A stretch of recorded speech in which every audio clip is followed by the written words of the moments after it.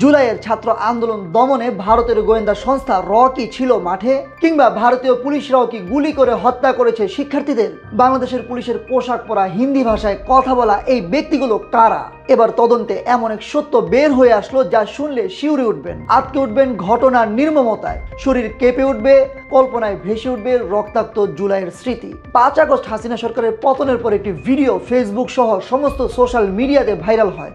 ভিডিওটিতে দেখা যায় একদল পুলিশ সদস্য যে যেভাবে পারছেন বিমানবন্দরে প্রবেশ করছেন। দেখেই বোঝা যাচ্ছিল সবাই জীবন বাঁচাতে দিক বিদিক শূন্য হয়ে ছুটছেন। শুধু বিমানবন্দরের ভিতরেই না, রানওয়ে সহ ভিতরে বাইরে সবখানেই এসব পুলিশ সদস্যের আনাগোনা দেখা যাচ্ছিল ভিডিওতে। ভিডিওটি সামাজিক যোগাযোগ মাধ্যমে ছড়িয়ে পড়ার পর শুরু হয় ব্যাপক আলোচনা সমালোচনা। সামাজিক যোগাযোগ মাধ্যমে অনেকেই প্রশ্ন তোলেন, এইসব পুলিশ সদস্য কারা? এরা কি ভিনদেশি কেউ, নাকি এরা ছাত্র আন্দোলনে গুলি চালানো হত্যাকারী? এমনকি এ কথাও ওঠে, শেখ হাসিনা ভারতে চলে যাওয়ার পর এসব পুলিশ সদস্যরা জীবন বাঁচাতে দেশ ছেড়ে পালিয়ে যাচ্ছেন। তবে শেখ হাসিনার পতনের প্রায় 2 মাস চলে গেলেও পাওয়া যায়নি এসব বক্তব্য কিংবা ঘটনার কোনো সত্যতা। তবুও রয়ে গেছে ধোঁয়াশা। এবার তদন্তে বের হয়ে আসলো ভয়াবহ এক সত্য। আন্তর্জাতিক অপরাধ ট্রাইব্যুনালের তদন্ত সংস্থা ও প্রসিকিউশন টিম জুলাই আন্দোলনে আহতদের সাথে কথা বলে জানতে পেরেছেন, আন্দোলনে শুধু বাংলাদেশের পুলিশ নয়, পুলিশের পোশাকে অন্য দেশের নাগরিকও ছিল। চিফ প্রসিকিউটর তাজুল ইসলাম বলেন, জুলাইয়ের ছাত্র আন্দোলনে শুধু বাংলাদেশের পুলিশ নয়, পুলিশের পোশাকে অন্য দেশের নাগরিকরাও ছিল। এর প্রাথমিক তথ্য প্রমাণ পেয়েছেন তারা। তিনি বলেন, গুরুত্বপূর্ণ একটি তথ্য পেয়েছি।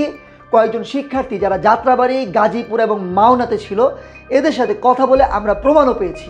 শিক্ষার্থীরা তাকে জানিয়েছেন যে পুলিশরা গুলি করেছে তাদের অধিকাংশ হিন্দি ভাষায় কথা বলেছে, হিন্দি ভাষায় গালাগালি করেছে, এমনকি তাদের আচরণ ছিল পুরোটাই ব্রুটাল। তাজুল ইসলাম বলেন, বাংলাদেশের পুলিশ নিষ্ঠুর আচরণ করেছে, এটা সত্য।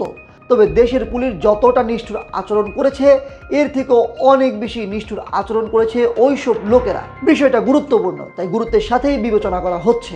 এদের বিরুদ্ধে দেশের আইন অনুযায়ী ব্যবস্থা নেওয়া হবে, বলেন তাজুল ইসলাম।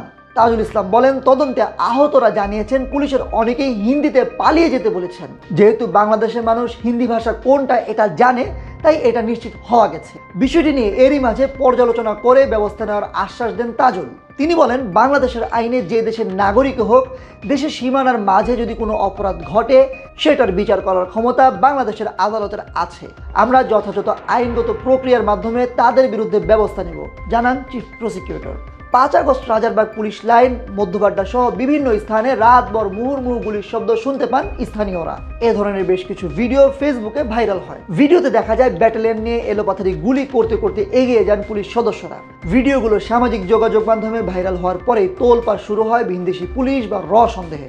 তবে সত্যি যে জুলাই আন্দোলনে ভিনদেশি পুলিশটা ছিল, এটা এখন বলাই যায়।